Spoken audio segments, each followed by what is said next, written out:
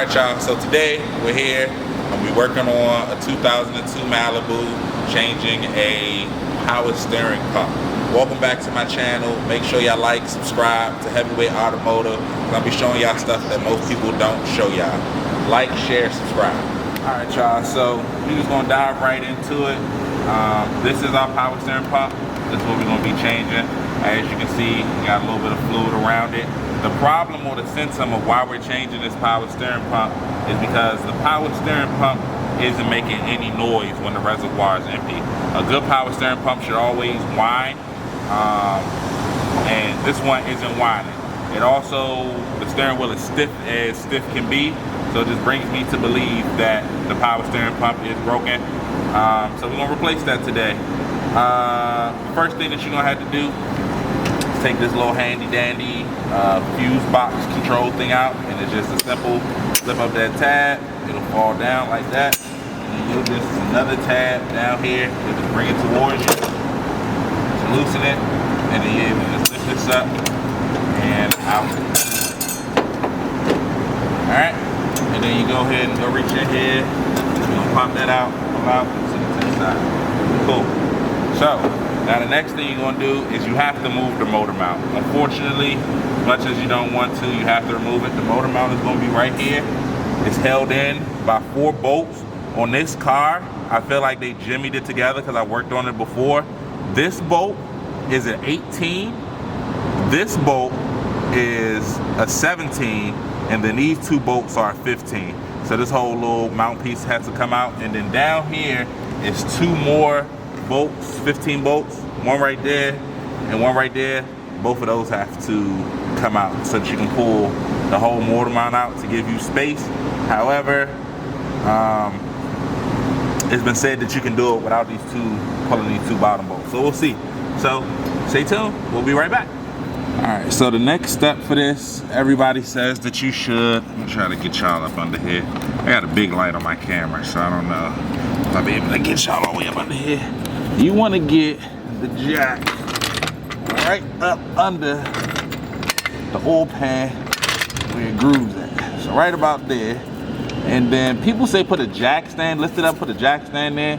Me personally, I just lift it up enough till the wheels are not off the ground, but the engine is definitely supported. And what's gonna happen is when I pull out those motor mounts, that engine is gonna drop down. But with the jack under there, what'll happen is when it comes time to put the motor mount back in there, I can just get it in place and then crank up on the jack a couple times, and that'll get the engine back where it needs to be to put the motor mounts in, instead of having to wait to the end. So that's how I'm supporting mine, with the jack instead of the jack. So now that we have our engine supported by the jack, we can go ahead and take out the motor mount. So I just got me a 1/2 inch extension with a baby extension.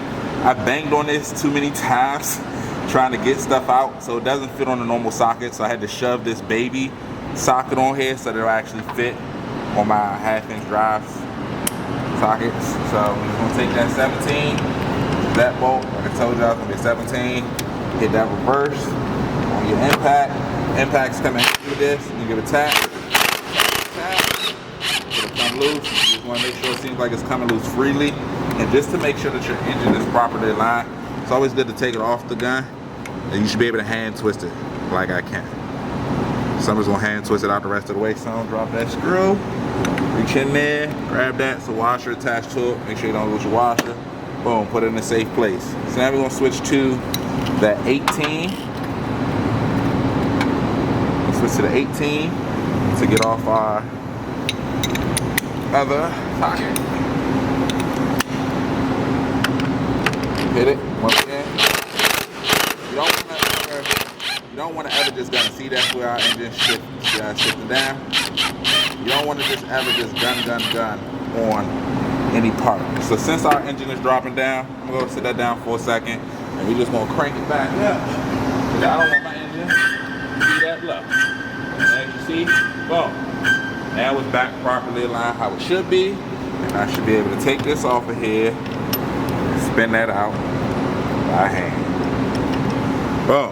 So now we got those 2 big long bolts out. You're gonna switch to your 15 socket. And we're gonna take these 2 Little bolts out here. Then you don't want to just gun on anything. You don't want to break no bolts. It's a high-powered impact. 12,000 breakaway torque. Something like that. You got the Mako gun. Pretty high up there. Alright. Once again, you should be able to just finger loosen those bolts. I'll take the motor mount out. Alright. Now that we got that out, we're gonna take out our serpentine belt. So the tensioner pulley is this thing right here. And basically what I have is a 3/8 breaker bar that I could just put right inside of the 3/8 hole, relieve the tension, and take off that belt. So just hang right tight and we'll be right back. So now I got my breaker bar. Like I told you, I got basically a 3/8 on it. So we're gonna go down here and it's like a little indentation that this fits in perfectly. Might just gotta wiggle it, play around with it, play around with the pitch of your thing. But it should pop right in there. Wow, like that. And then I'm just gonna relieve tension off of the belt by pulling the pulley back towards. Actually, no, it should go the other way. Yeah, we're gonna relieve tension, pushing that pulley back this way. But because you got that motor mount loose, probably better to take your belt off before you take that motor mount off, because now I'm fighting against the engine to be able to torque it. So let me get this belt off and we'll be right back.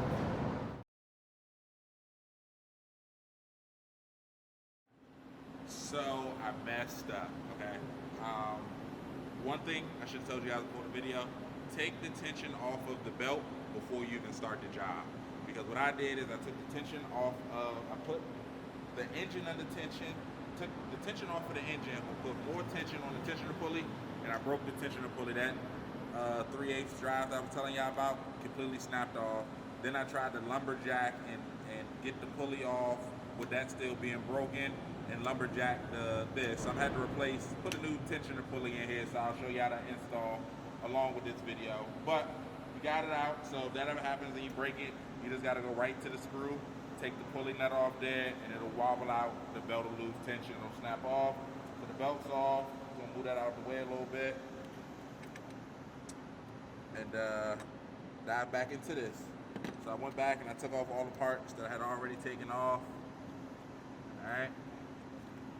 And now, alright, so now the next part is to fully get out of this mount, because what's gonna happen, let's get the belt out of the way for now. What's gonna happen is there is actually a bolt that needs to come out of here for you to be able to pull get the pulley out.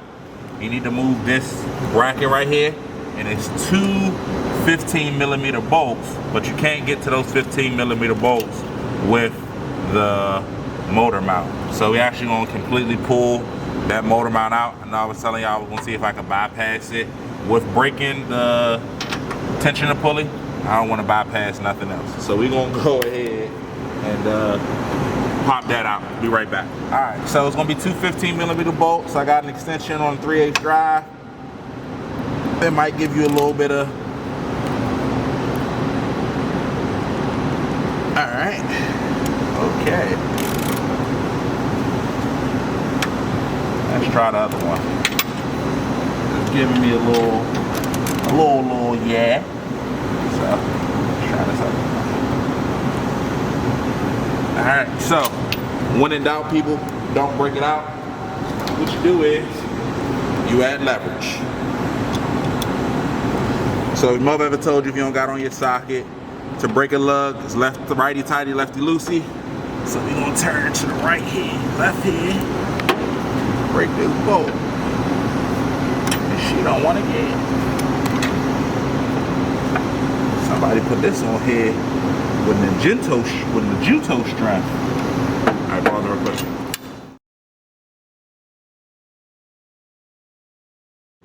All right, so we back. After a lot of technical difficulties, we back. So what I wound up deciding to do, find the easiest option for this is Instead of trying to take those 2 frame bolts out that might be welded into your frame because it's been so long since they came out, just jack up the engine a little higher, and then it'll give that pulley clearance past the motor mount to be able to get it off. So we're gonna take these vice grips. We're just gonna latch them onto this nut because we need to be able to hold this nut firm. You could use box wrenches, but my box wrenches only go up to a 17, and that nut is an 18 or a 19. So I'm just gonna take the 17, if you have a regular 17, and you're just gonna put on the end of that, hold this, and then you're just gonna start to crank it until it gets tight. Me, myself, I have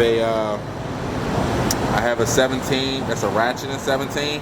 It's actually a 16, 17, 18, and a 19, but it's ratcheting. So what I'm gonna do is, I'm gonna go ahead and put the 19 part of it onto the big bolt, and then I'm gonna use my 17 to crank it down. And actually, that is bigger than the 19. So we're gonna go back to the vice grips. Back to the vice grips, and then we're gonna take our 17 here. You're gonna make sure you got it going the right way. Tighten it.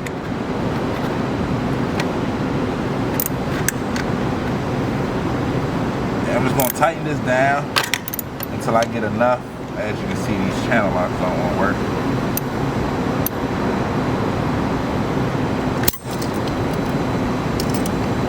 Tighten these down.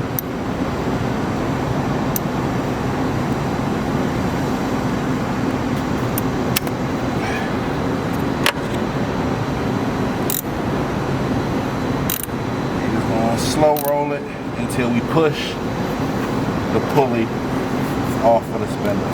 So we're gonna do this, and I'll be right back.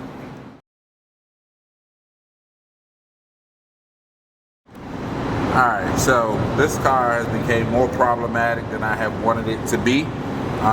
So that silver thing that we talked about not removing because of the motor mount, definitely gonna have to remove it because you have to get to the pulley to relieve the pulley. So what wind up happening is, it's right here, it has 2 bolts that hold it in. I wound up just jacking up the engine higher, took the 2 bolts out, and then just let it freely fall, because you need that off the rest of the way to be able to pull off this pulley. We're gonna just get our channel locks set up on there. Just because I'm 3 are using these to hold it still. You can use box wrenches, whatever is comfortable for you. This is what I have at my disposal. I should probably cut this on tightening and not loosening.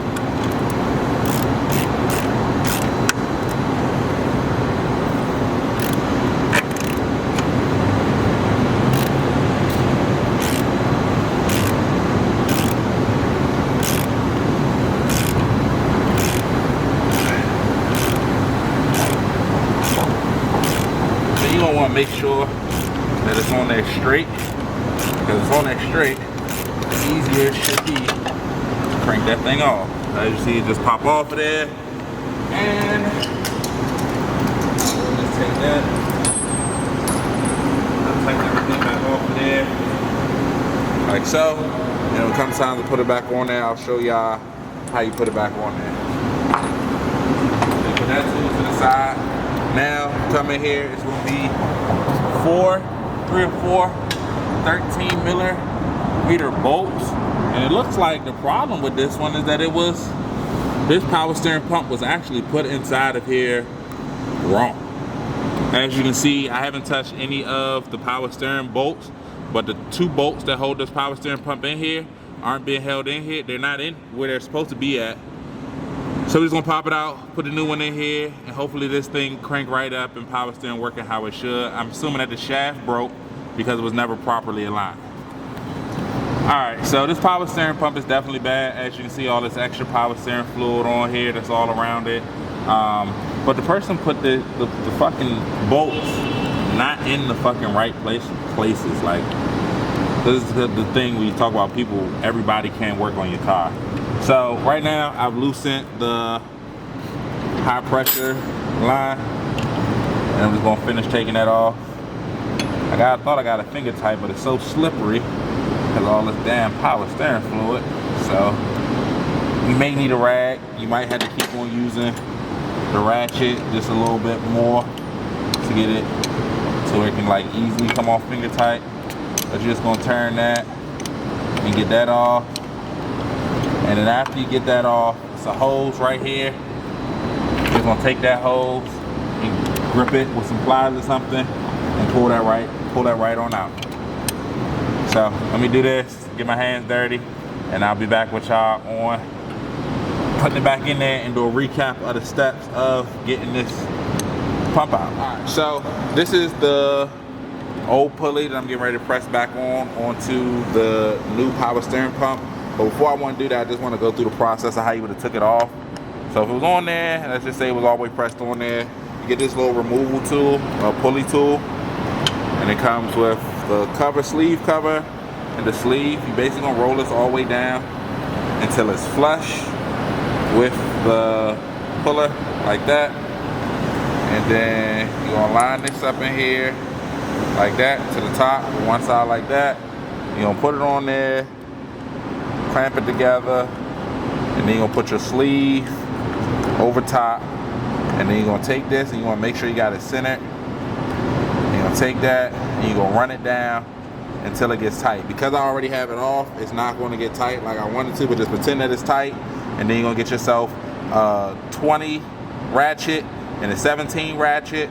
And you're just gonna crank down on it. And then you crank down, and boop, it's gonna pop off.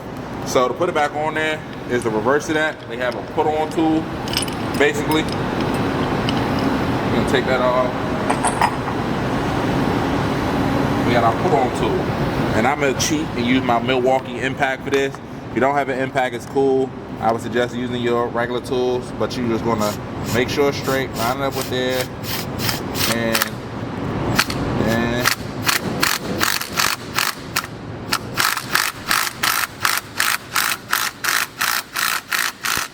little by little. Once it stops turning, reverse it back, see what the damage is. We still got a little ways to go. Come back on there. You're gonna make sure that you're straight. I'm gunning it a little bit to get this on there. Think so.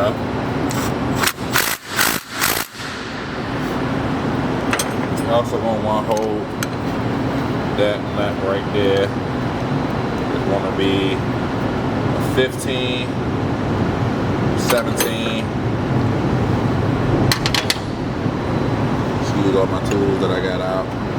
Yeah, so it's gonna be a 17. You just want to hold this nut because it keeps the thing from turning. And then you also want to hold the wheel because you don't want that moving.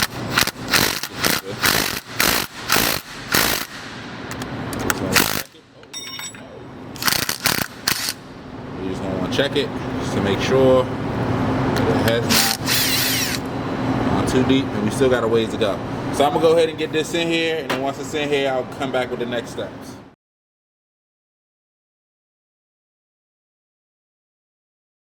All right, so it was at this point that the car had completely pissed me off, and I was completely overworking on it. But here we go. These are, like I promised you guys, these are the final steps onto how to put the car back together. So what you're gonna, well, take the power steering pump off and then put it back together. So your first step is going to be to relieve tension off the belt before you jack it up or take off the motor mounts. Your second step is going to be to remove the motor mount. All right, after you remove the motor mount, you're going to need to jack up the engine just a little bit so that you can get to those two bolts for that silver plate thing that I showed you guys. You're going to take those two bolts out. It's going to flip around and fall down. That's completely cool because it's being held on there by a third bolt. After that time, you're going to take your pulley tool and you're going to take off that pulley. After you take the pulley off, it's going to reveal three little bolts that you'll see. They're 13 10 millimeter bolts. So you can go ahead and take out all three of those bolts. And then after taking off those bolts, then it's going to be game time. Take off those bolts. You're going to take off the high pressure line for the power steering pump, and then you're going to take off the recirculator line, I guess you can call it, or recycles the old power steering fluid. You're going to take off that line. The pump is going to be free. Then you're going to take your new power steering pump. You're going to put your pulley. Well, first you're going to install it first. And then after you install it, then you're going to put your pulley back on there, because if you install it with the pulley on, you won't be able to get to those screws that you need to tighten it back up on there. So you're going to make sure that you do that, and then you're just going to do the reverse steps of what you did to take it off, and you should have a successful power steering pulley removal and replacement.